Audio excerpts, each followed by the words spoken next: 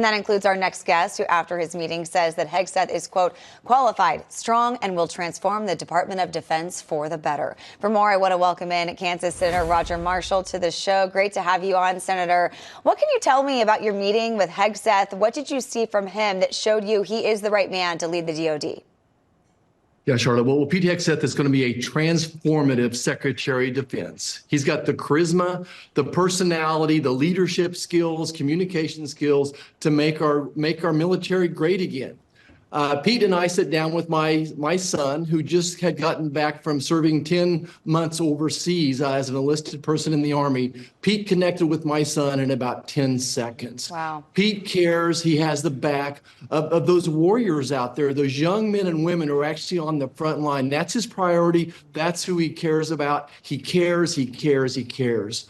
He's going to be a great Secretary of Defense. Do you think that your colleagues and other senators will fall in line and will ultimately confirm him?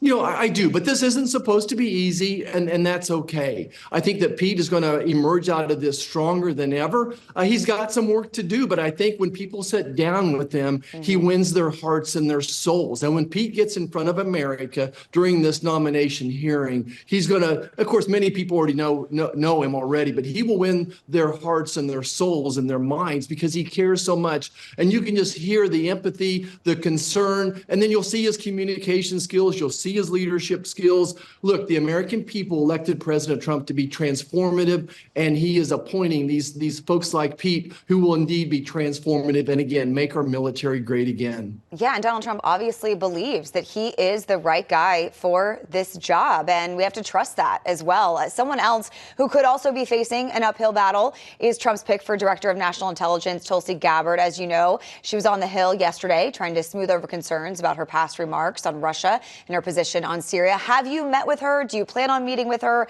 And do you have any reservations about her?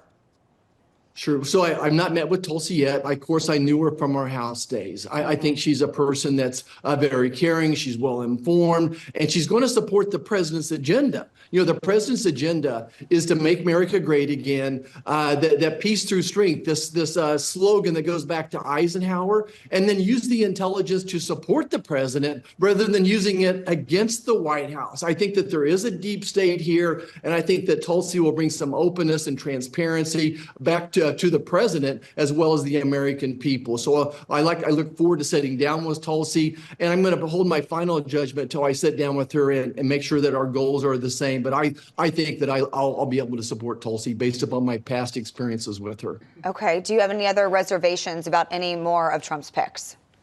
You know, I don't. I really don't. And look, your listeners need to be emailing their senators. I don't care if you're in a purple state or in a blue state. Email your senators and tell them they need to support these nominations. Put some pressure on them. The American people clearly spoke. They want transformative change. This is an all-star group that President Trump has nominated. I love the diversity of their experiences.